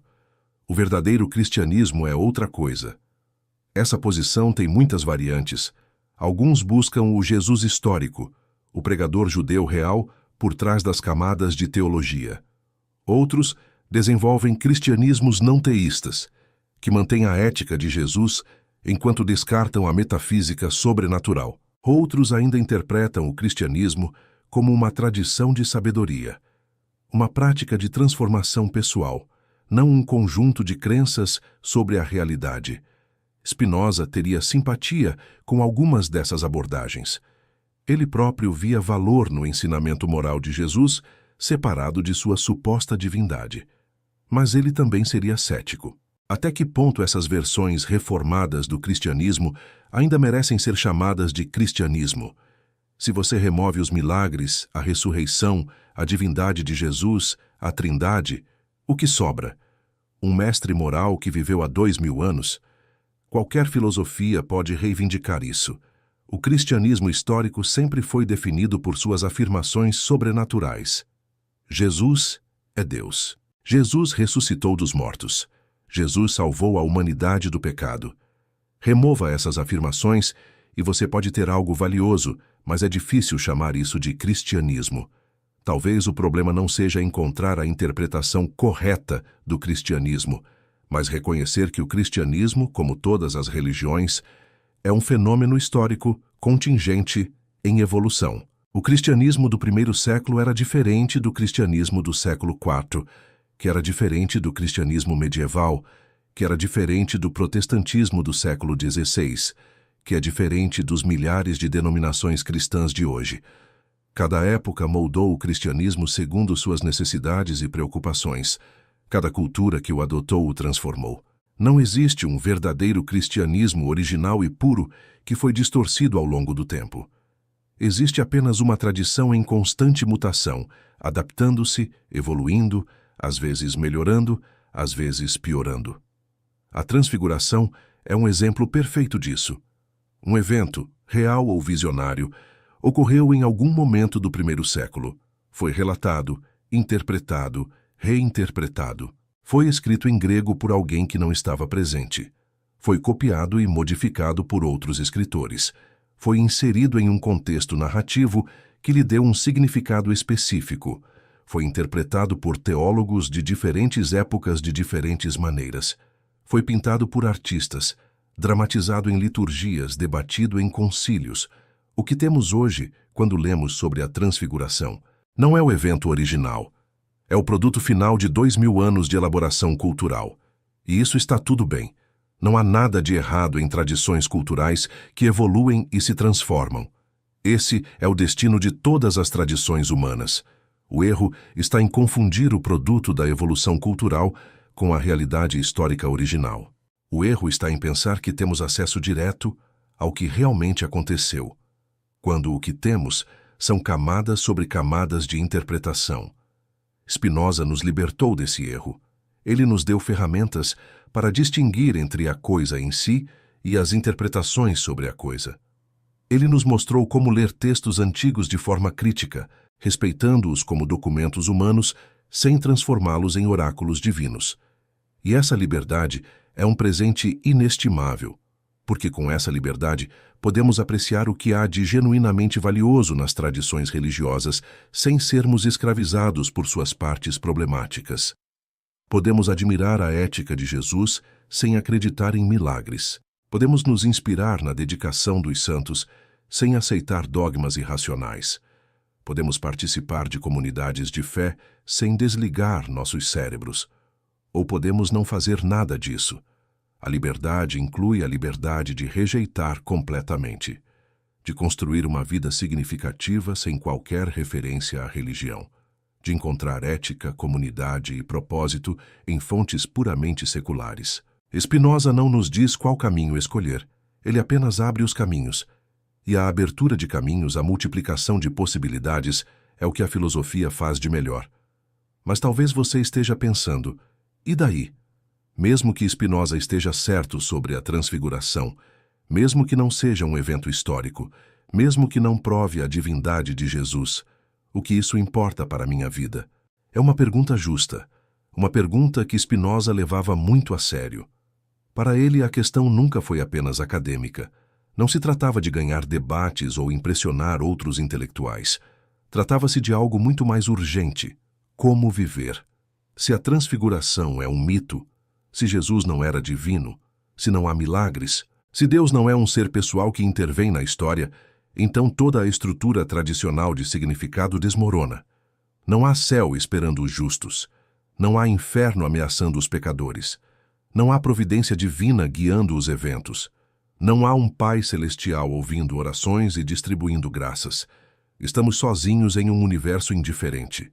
Isso é aterrorizante para muitas pessoas. A estrutura religiosa tradicional, com suas promessas de recompensa e punição, de supervisão divina e destino último, fornece conforto, remove a ansiedade existencial, dá respostas prontas para as grandes perguntas. Spinoza compreendia esse conforto. Ele via por que as pessoas se apegavam às suas crenças, mesmo diante de evidências contrárias. A alternativa parecia ser o niilismo, o desespero, a perda de todo significado. Mas ele acreditava que havia outra alternativa. Uma alternativa que era não apenas intelectualmente honesta, mas também espiritualmente satisfatória. Uma alternativa que não exigia sacrificar a razão no altar da fé. Essa alternativa era sua própria filosofia. Para Spinoza, o universo não era um lugar frio e sem significado. Era algo muito mais grandioso do que qualquer religião havia imaginado. O universo era Deus. Não um Deus pessoal, com vontades e emoções, caprichos e favoritos. Não um Deus que realizava milagres e ouvia orações. Mas Deus, no sentido de realidade última, de substância infinita, de totalidade de tudo o que existe. Essa concepção, que ficou conhecida como panteísmo ou panenteísmo, transformava completamente a relação entre o humano e o divino. Na religião tradicional, Deus está separado do mundo. Ele está lá em cima, no céu, olhando para nós aqui embaixo. A relação é de servo e senhor, de criatura e criador, de peticionário e juiz. Para Spinoza, não há separação. Nós somos parte de Deus. O universo inteiro é Deus se expressando através de infinitas formas. Cada árvore, cada estrela, cada ser humano, cada pensamento que passa por nossa mente, tudo isso é Deus sendo Deus. Isso pode parecer abstrato, mas suas implicações práticas são profundas. Se somos parte de Deus, então a divindade não é algo externo que precisamos buscar ou merecer. Ela é nossa própria natureza. O sagrado não está em montanhas distantes ou templos especiais. Está em todo lugar, em cada momento, em cada respiração. Se o universo segue leis naturais necessárias, se não há milagres nem acasos, então não há por que nos revoltar contra o destino. O que acontece tinha que acontecer. Aceitar isso não é resignação passiva, é sabedoria. É ver a realidade como ela é, não como gostaríamos que fosse. Se não há vida após a morte, se a consciência individual se dissolve quando o corpo morre, então esta vida é tudo o que temos. Mas isso não a torna sem valor. Torna-a infinitamente preciosa. Cada momento é único, irrepetível, sagrado. Spinoza chamava a felicidade que resulta desse entendimento de beatitude. Não era a felicidade de prazeres passageiros ou desejos satisfeitos. Era uma alegria profunda, estável, inabalável, que vinha de compreender nosso lugar no todo. Para alcançar essa beatitude, não precisamos de milagres nem de intervenções divinas. Não precisamos acreditar em transfigurações ou ressurreições. Precisamos apenas de uma coisa: conhecimento. Conhecimento de nós mesmos, de nossas emoções e desejos. Conhecimento do mundo ao nosso redor, de como as coisas funcionam. E, acima de tudo, conhecimento de Deus, ou seja, da natureza como um todo, da realidade última de que somos parte. Esse conhecimento não vem de revelações sobrenaturais ou experiências místicas especiais. Vem da razão, da observação cuidadosa, da reflexão paciente, do estudo e da meditação. É acessível a todos. Não requer sacerdotes como intermediários. Não requer fé em coisas improváveis. Requer apenas o que todo ser humano possui: uma mente capaz de pensar. A ética de Spinoza flui dessa metafísica. Se somos todos partes de uma mesma substância infinita, então a divisão entre eu e outro é, em certo sentido, uma ilusão. Prejudicar outro ser é prejudicar a si mesmo. Ajudar outro ser é ajudar a si mesmo. Não porque um Deus vingativo vai punir os maus e recompensar os bons, mas porque é assim que a realidade funciona. Vivemos em interdependência, somos tecidos uns nos outros, nossos destinos estão ligados. A compaixão, para Spinoza, não é um mandamento externo que devemos obedecer a contragosto. É uma resposta natural de qualquer ser, que compreende sua conexão com os outros.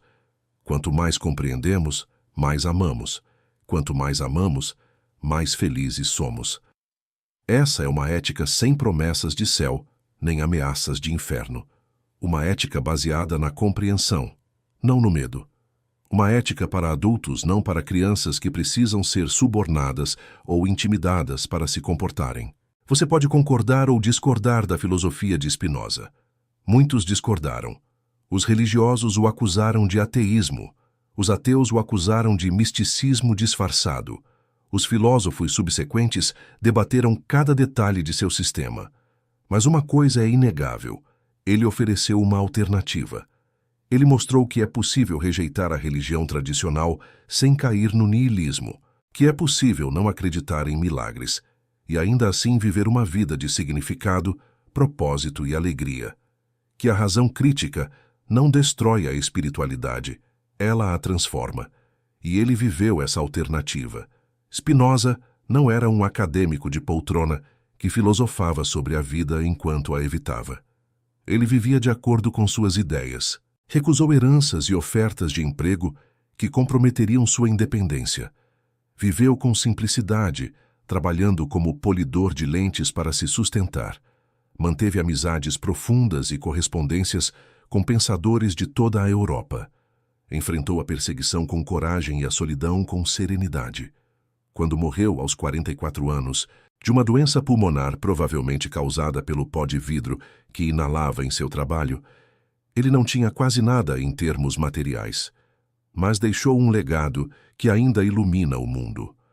A transfiguração, como a interpretamos tradicionalmente, pode ter sido um erro, mas a transfiguração que Spinoza ofereceu, a transformação de uma vida de superstição e medo em uma vida de compreensão e amor, essa é absolutamente real e está disponível para qualquer um que tenha coragem de buscá-la. Voltemos agora à transfiguração, mas desta vez olhemos para ela de forma diferente. Esqueçamos por um momento as questões de historicidade. Esqueçamos os debates sobre milagres e visões. Perguntemos, em vez disso, o que essa história estava tentando comunicar. Qual era seu significado para aqueles que a contaram e recontaram ao longo dos séculos? Porque mesmo que a transfiguração não tenha acontecido literalmente, a história sobreviveu. Pessoas a acharam significativa. Ela respondeu a alguma necessidade, expressou alguma verdade, tocou algum nervo profundo da psique humana. Descobrir o que essa verdade é, a verdade humana por trás da narrativa religiosa, é uma forma de honrar a história enquanto se recusa a levá-la literalmente. A transfiguração é uma história sobre revelação. Há algo escondido que se torna visível. Há uma verdade oculta que emerge para a luz. Há um véu que é levantado, permitindo que vejamos o que sempre esteve lá, mas que não podíamos perceber. Essa é uma experiência humana universal, não apenas religiosa. Todos nós temos momentos em que vemos algo, ou alguém, sob uma luz completamente nova. Momentos em que a realidade se revela de forma inesperada. Momentos em que dizemos, meu Deus, eu não tinha percebido. Pode ser a primeira vez que realmente vemos a profundidade de um parceiro que conhecemos há anos. Pode ser a compreensão súbita de uma verdade que estivemos evitando. Pode ser o momento em que olhamos para o céu noturno e realmente sentimos a imensidão do universo. Esses momentos são transfigurações em um sentido mais amplo, não milagrosos, mas transformadores. Não sobrenaturais, mas profundamente significativos. A história da transfiguração de Jesus captura essa experiência e a projeta em escala cósmica. O Mestre amado se revela como algo mais do que seus seguidores imaginavam. A luz que emana dele é a luz da verdade finalmente percebida. A transfiguração também é uma história sobre conexão. Jesus não está sozinho naquela montanha. Moisés e Elias aparecem ao seu lado. O passado e o presente se encontram. As tradições se entrelaçam. A história forma um contínuo. Novamente, essa é uma experiência humana universal. Nos momentos mais significativos de nossas vidas, sentimos conexões que transcendem o imediato. Sentimos que fazemos parte de algo maior, uma família, uma tradição, uma corrente de pensamento que vem do passado e vai para o futuro. Quando um cientista faz uma descoberta, ele está em diálogo com todos os cientistas que vieram antes. Quando um artista cria, ela está em conversa com toda a história da arte. Quando um filho enterra seu pai, ele sente a presença de todos os antepassados que o precederam. A transfiguração dramatiza essa experiência de conexão. Jesus não é um inovador isolado, rompendo com tudo o que veio antes. Ele é o herdeiro de uma longa tradição, em continuidade com Moisés e Elias, cumprindo e transformando o que eles começaram. A transfiguração também é uma história sobre o inefável. Pedro, naquele monte, não sabe o que dizer. O texto deixa isso claro. Ele não sabia o que dizer, pois estavam assustados. Diante do extraordinário, a linguagem falha. As categorias normais não se aplicam. Só resta o assombro. Essa também é uma experiência humana universal. Há momentos que excedem nossa capacidade de articulação, momentos em que as palavras parecem triviais, inadequadas, quase blasfemas, quando vemos um nascer do sol sobre montanhas cobertas de neve. Quando ouvimos uma música que nos move às lágrimas, quando seguramos nosso filho recém-nascido pela primeira vez, quando estamos ao lado de alguém que amamos enquanto ele deixa este mundo. Nesses momentos, tocamos algo que está além da linguagem. algo que os místicos de todas as tradições tentaram descrever, sempre reconhecendo que suas descrições ficavam aquém da realidade. A transfiguração aponta para esse além.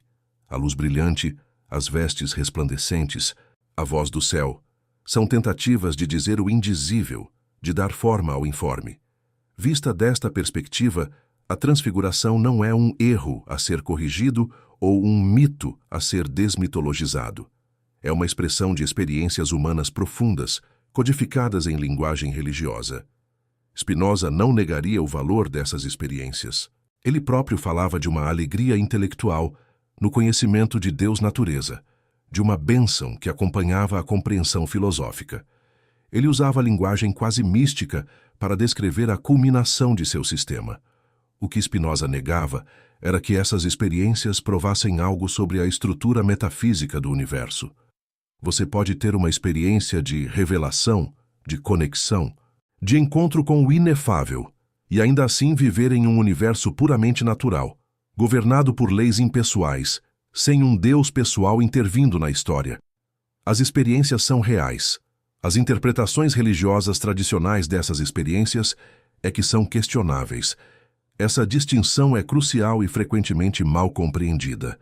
Quando críticos da religião, de Spinoza a Dawkins, questionam as afirmações sobrenaturais da fé, eles frequentemente são acusados de reduzir a experiência humana, de negar a dimensão espiritual da vida, de serem frios e calculistas. Mas isso é um mal entendido. Questionar se Jesus literalmente brilhou como o sol não é negar que os discípulos tiveram uma experiência profunda. Questionar se a voz do céu era a voz de Deus não é negar que eles ouviram algo significativo. Questionar a historicidade não é negar o valor. É possível, e Spinoza demonstrou que é possível, manter toda a riqueza da experiência humana enquanto se recusa a interpretá-la em termos sobrenaturais. É possível ser racional sem ser árido, crítico sem ser cínico, cético sem ser desesperado. Na verdade, há um argumento de que a perspectiva spinozana enriquece a experiência, em vez de empobrecê-la. Se cada momento de revelação é um milagre divino vindo de fora, então esses momentos são passivos. Nós apenas recebemos o que Deus escolhe dar. Nossa contribuição é mínima. Mas se esses momentos emergem de nossa própria natureza, de nossa capacidade de perceber, sentir e compreender, então eles são ativos, são nossos, são expressões de quem realmente somos. A divindade não está lá fora, esperando para nos visitar ocasionalmente. Ela está aqui dentro, esperando para ser despertada. A transfiguração, lida desta forma, não é a história de Jesus se tornando temporariamente brilhante por intervenção divina. É a história de seres humanos percebendo, por um momento, a luz que sempre esteve presente em tudo, em todos, em cada partícula do universo. E essa luz não pertence apenas a Jesus, pertence a nós também. Há uma passagem no Tratado Teológico Político que resume perfeitamente a visão de Spinoza. O método de interpretar a Escritura não difere em nada do método de interpretar a natureza. De fato, concorda totalmente com ele, pois assim como o método de interpretar a natureza consiste principalmente em compor uma história da natureza, da qual derivamos, como de dados certos, as definições das coisas naturais. Assim também, para interpretar a Escritura, é necessário preparar uma história sincera dela, e a partir daí, como de dados certos e princípios, deduzir por legítima consequência a mente dos autores da Escritura. O que ele está dizendo é simples, mas revolucionário. Leia a Bíblia como você leria qualquer outro livro. Investigue sua história, seus autores, suas intenções. Não pressuponha que seja divinamente inspirada. Deixe a evidência falar. Quando fazemos isso com a Transfiguração, descobrimos que ela provavelmente não é um registro factual de um evento miraculoso, mas também descobrimos que é uma expressão poderosa de experiências humanas universais, revelação, conexão, encontro com o inefável. Podemos honrar essa expressão sem acreditar no milagre. Podemos aprender com a história sem tomá-la literalmente. Podemos ser herdeiros da tradição sem sermos seus prisioneiros. Essa é a liberdade que Spinoza oferece. A liberdade de um adulto que pode apreciar as histórias de sua infância sem precisar acreditar que são literalmente verdadeiras. A liberdade de alguém que superou as ilusões, mas não perdeu a capacidade de se maravilhar. Há uma ironia profunda na história de Spinoza. Ele foi excomungado pelos judeus por suas ideias heréticas. Foi rejeitado pelos cristãos como ateu. Seus livros foram proibidos e queimados. Ele morreu na obscuridade, conhecido apenas por um pequeno círculo de admiradores. E, no entanto, suas ideias triunfaram. Não completamente, é claro.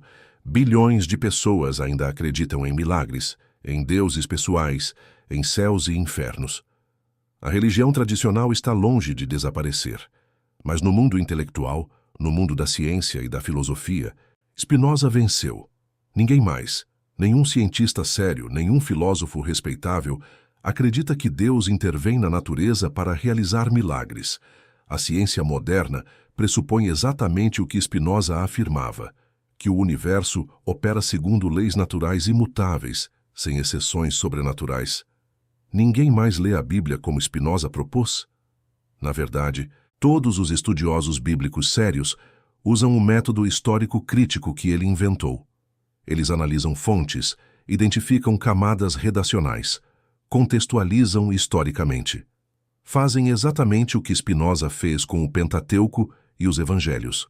A Transfiguração, em particular, é tratada pela maioria dos estudiosos exatamente como Spinoza a trataria, como uma construção teológica, com raízes em tradições judaicas anteriores, como uma expressão da cristologia das comunidades que produziram os evangelhos, não como um registro factual de um evento miraculoso. Isso não significa que todos concordam com Spinoza em tudo. Há debates intermináveis sobre os detalhes, sobre exatamente quando os evangelhos foram escritos, sobre quais partes preservam tradições mais antigas, sobre o que o Jesus histórico realmente disse e fez. Mas o enquadramento é spinozano. As perguntas que os estudiosos fazem são as perguntas que Spinoza fez primeiro. A abordagem crítica, racional, histórica. Essa é a herança de Spinoza. E fora da academia, sua influência é igualmente profunda. O secularismo moderno, a ideia de que a religião deve ser separada do Estado, que a liberdade de consciência é um direito fundamental, que ninguém deve ser perseguido por suas crenças, tudo isso tem raízes no pensamento de Spinoza. A tolerância religiosa que hoje consideramos natural era radical no século XVII. Spinoza foi um de seus primeiros e mais eloquentes defensores. Ele argumentou que o Estado não tem competência para determinar verdades religiosas, que a fé é uma questão de consciência individual, que a perseguição religiosa é não apenas cruel, mas contraproducente. Essas ideias foram incorporadas nas constituições das democracias modernas, foram traduzidas em leis e instituições, tornaram-se tão comuns que esquecemos quão revolucionárias eram. Mas a maior vitória de Spinoza talvez seja invisível. É a transformação silenciosa que ocorreu na mente de milhões de pessoas ao longo dos séculos. A transição gradual de uma visão de mundo encantada, cheia de milagres, demônios, intervenções divinas, para uma visão de mundo naturalista. Hoje, quando algo estranho acontece, nossa primeira reação não é deve ser um milagre ou deve ser um demônio. Nossa primeira reação é buscar uma explicação natural. Mesmo pessoas religiosas fazem isso. Mesmo pessoas que acreditam em Deus não esperam que ele intervenha regularmente na física do universo. Essa mudança de mentalidade é tão profunda que nem percebemos que é uma mudança. Parece simplesmente óbvia, natural, a forma como as coisas são. Mas não era óbvia no século XVII. Não era natural para as pessoas da época de Spinoza. Eles viviam em um mundo onde milagres eram esperados, onde profecias se cumpriam, onde o sobrenatural estava sempre à espreita. Spinoza nos ajudou a sair desse mundo. Ele nos deu permissão para pensar diferente.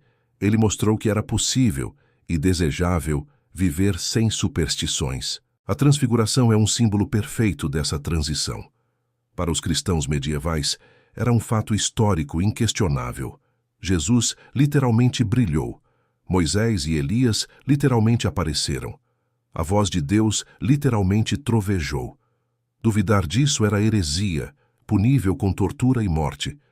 Para nós hoje é uma história bela, significativa, carregada de simbolismo, mas uma história.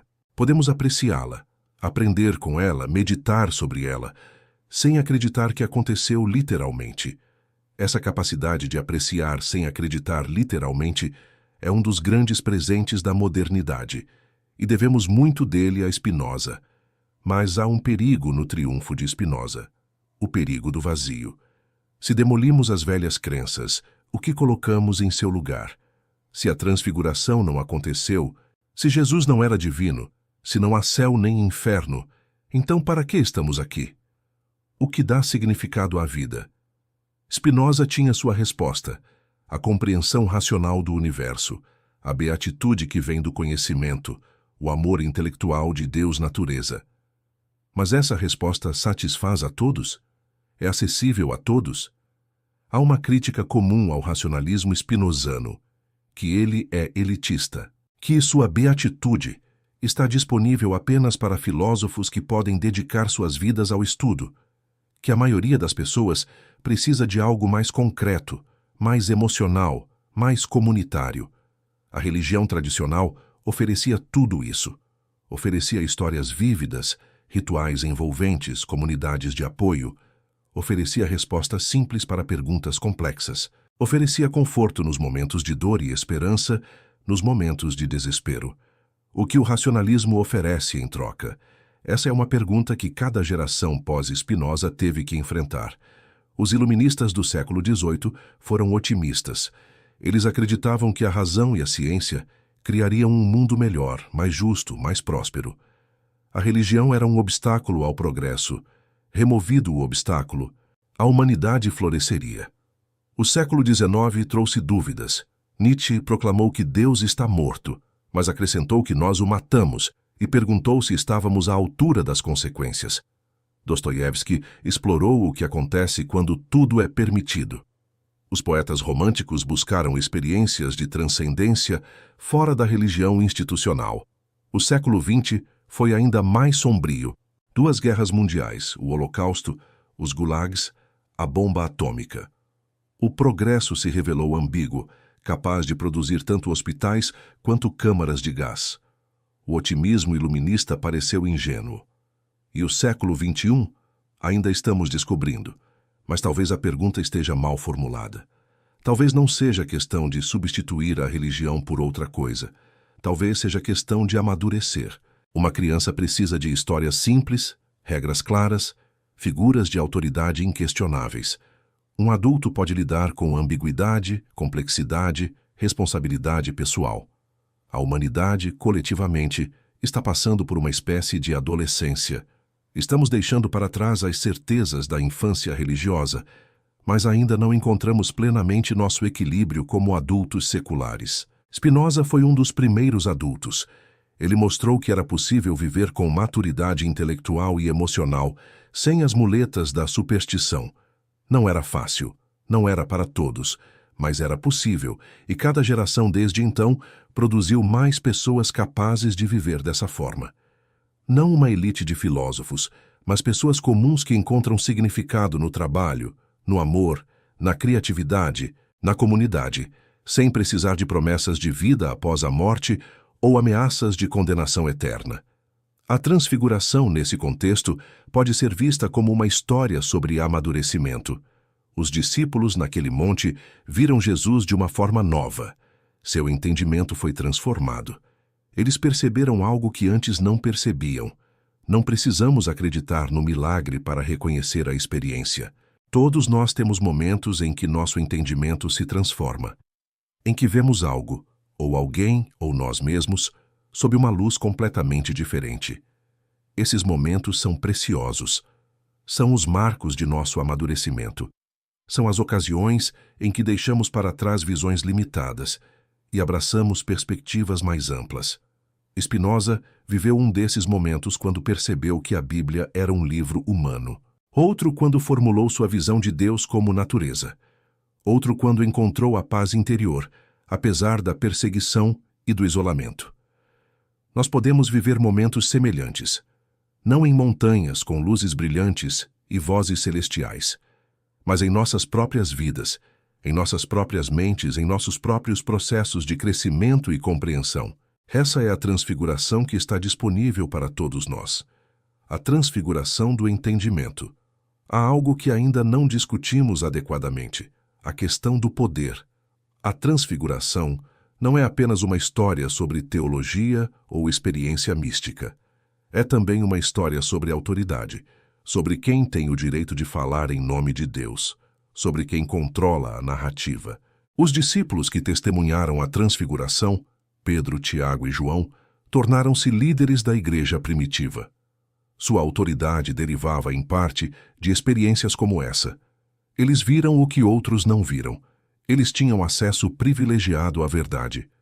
Essa dinâmica, experiências especiais conferindo autoridade especial, é central para todas as religiões institucionais. Os sacerdotes, os profetas, os santos, têm acesso a realidades que os leigos não têm. Sua autoridade vem de cima, não de baixo. Spinoza ameaçava essa estrutura. Se a Bíblia é um livro humano, qualquer pessoa alfabetizada pode interpretá-la. Não precisamos de sacerdotes para nos dizer o que ela significa. Se não há milagres, não há experiências especiais que conferem autoridade especial. Todos estamos no mesmo plano, usando a mesma razão para compreender a mesma realidade. Se Deus é a natureza, não há intermediários necessários. Não precisamos de igrejas, rituais ou hierarquias para nos conectar com o divino. Basta abrir os olhos. Não é de admirar que as autoridades religiosas odiassem Spinoza. Ele não estava apenas questionando doutrinas específicas. Estava minando a própria base de seu poder. Estava democratizando o acesso à verdade. A excomunhão que ele sofreu foi brutal não apenas por razões teológicas, mas por razões políticas. Os líderes da comunidade judaica de Amsterdã estavam lutando para se estabelecer em uma terra estrangeira. Precisavam de coesão, de disciplina, de ortodoxia. Um pensador livre como Spinoza era uma ameaça existencial. E os cristãos que o denunciaram não eram mais generosos. A igreja, tanto católica quanto protestante, dependia de sua autoridade para interpretar as Escrituras. Se qualquer um podia ler a Bíblia criticamente e chegar às suas próprias conclusões, para que servia a igreja? Spinoza foi atacado não porque estava errado, mas porque era perigoso. Essa dinâmica continua até hoje.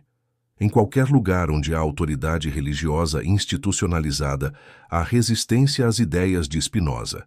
Não necessariamente a Spinoza pelo nome, poucos líderes religiosos leem filosofia do século XVII. Mas as ideias que ele representa, a crítica racional, a interpretação individual, a recusa de aceitar dogmas sem evidência. Fundamentalistas de todas as religiões compartilham uma coisa: o medo da liberdade de pensamento.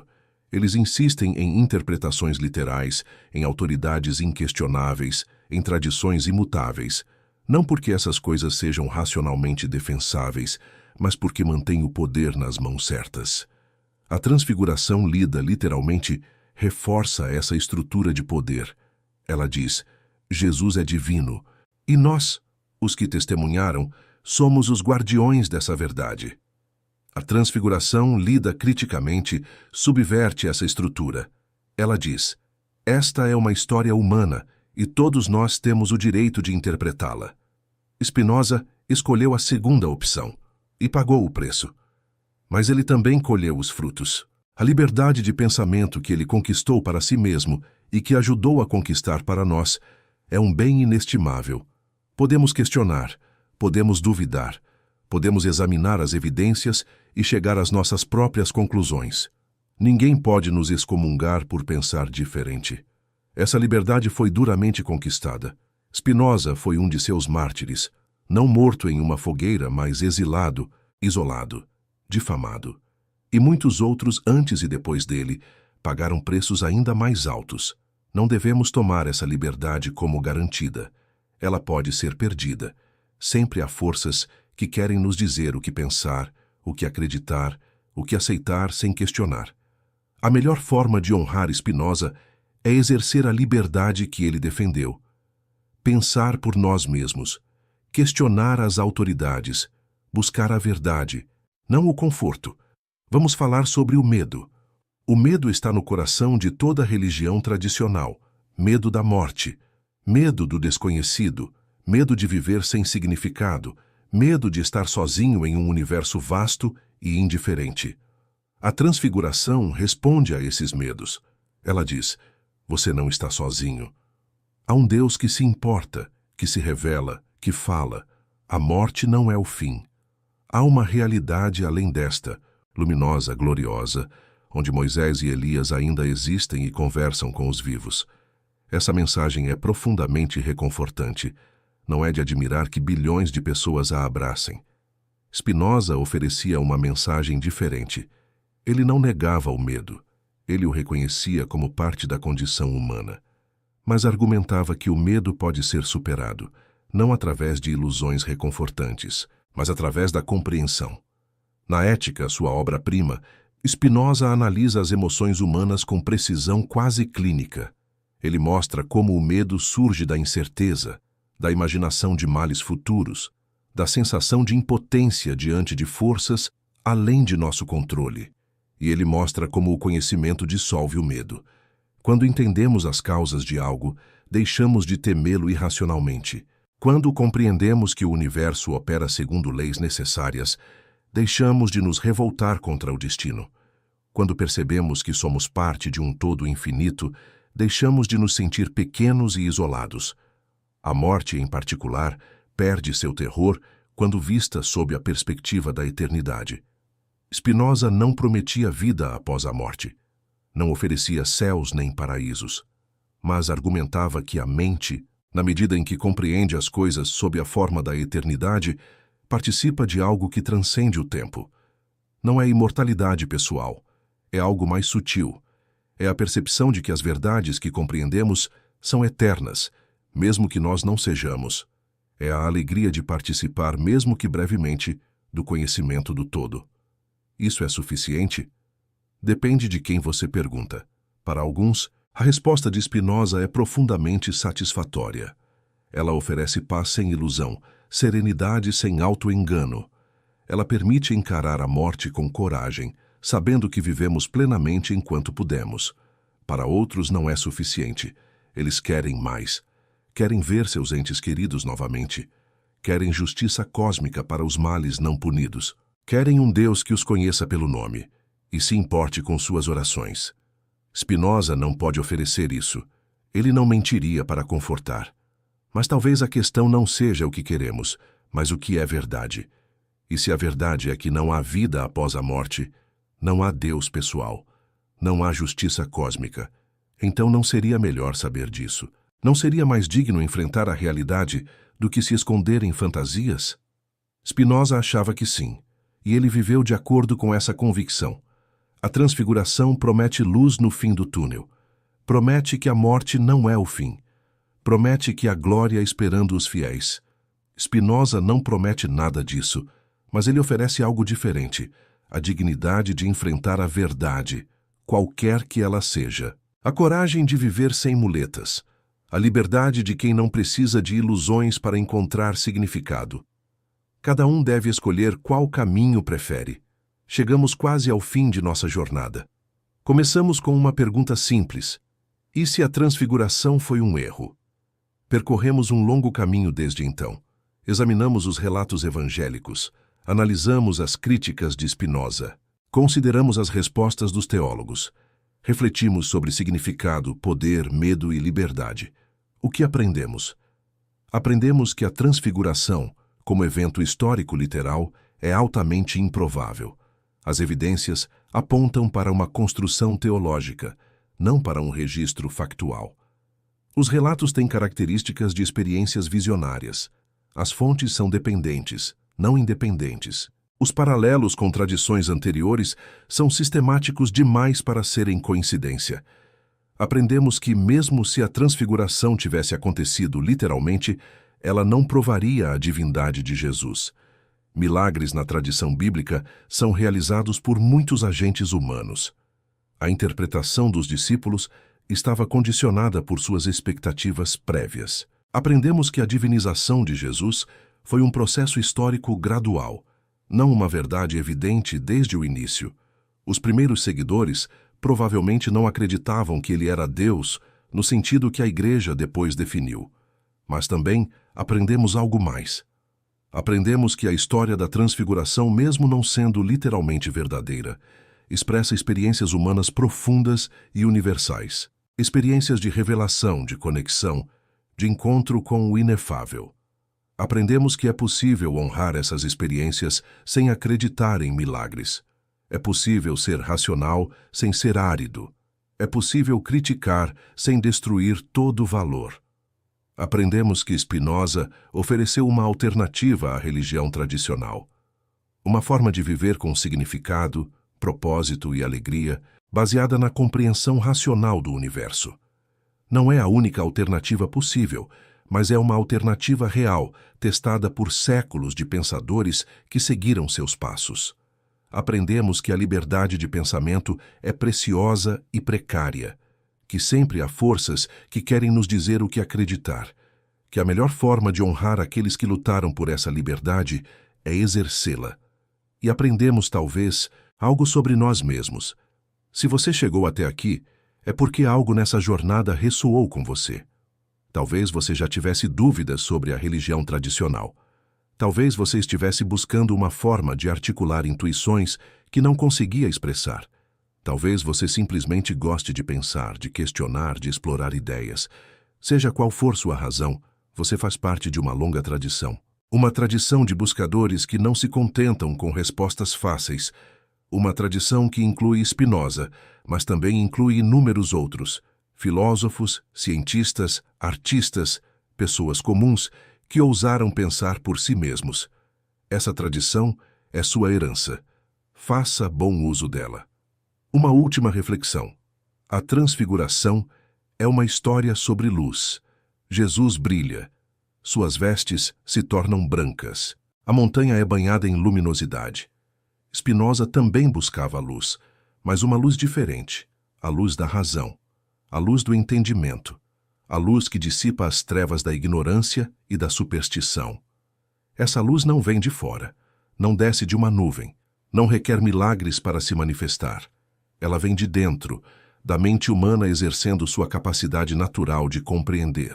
De cada pessoa que se recusa a aceitar dogmas sem exame. De cada momento em que escolhemos a verdade difícil em vez da mentira confortável. Spinoza viveu nessa luz. Ele a encontrou não em montanhas sagradas, mas em seu pequeno quarto em Haia, polindo lentes durante o dia e escrevendo filosofia à noite. Ele a encontrou na solidão, na pobreza, no exílio. Ele a encontrou apesar de tudo o que o mundo fez para apagá-la. E ela não se apagou. 300 anos depois, suas ideias ainda iluminam, ainda desafiam, ainda libertam. A transfiguração de Jesus, se aconteceu, durou apenas alguns momentos. Depois, segundo os evangelhos, Jesus voltou ao normal. A luz se foi. Os discípulos desceram a montanha para enfrentar a vida comum. A transfiguração que Spinoza oferece é diferente. Não é um momento passageiro de glória sobrenatural. É uma transformação permanente do entendimento. Uma vez que você vê, você não pode desver. Uma vez que compreende, você não pode descompreender. Essa é a promessa da filosofia. Não êxtases temporários, mas clareza duradoura. Não luzes brilhantes no céu, mas iluminação constante na mente. Então, a transfiguração foi um erro? Se por erro entendemos uma falsidade histórica que foi tomada como verdade, provavelmente sim. Se por erro entendemos uma distorção teológica que obscureceu a mensagem original de Jesus, possivelmente sim. Se por erro entendemos uma história sem valor, definitivamente não. A transfiguração é uma das histórias mais poderosas, já contadas sobre a experiência humana, de encontrar o extraordinário no ordinário, o eterno no temporal, o divino no humano. Não precisamos acreditar nela literalmente para sermos tocados por ela. Não precisamos aceitar a teologia para apreciar a poesia. Não precisamos ser cristãos para reconhecer que algo verdadeiro está sendo dito, mesmo que não da forma que os autores originais pretendiam. Spinoza nos deu as ferramentas para fazer essa distinção, para separar o joio do trigo, para encontrar as verdades humanas escondidas sob as camadas de dogma e superstição. Esse é seu presente para nós. Cabe a nós usá-lo bem. A luz que brilhou naquela montanha há 2000 anos pode não ter sido o que os evangelhos dizem, mas a luz que Spinoza acendeu há 300 anos ainda brilha, e agora ela brilha em você.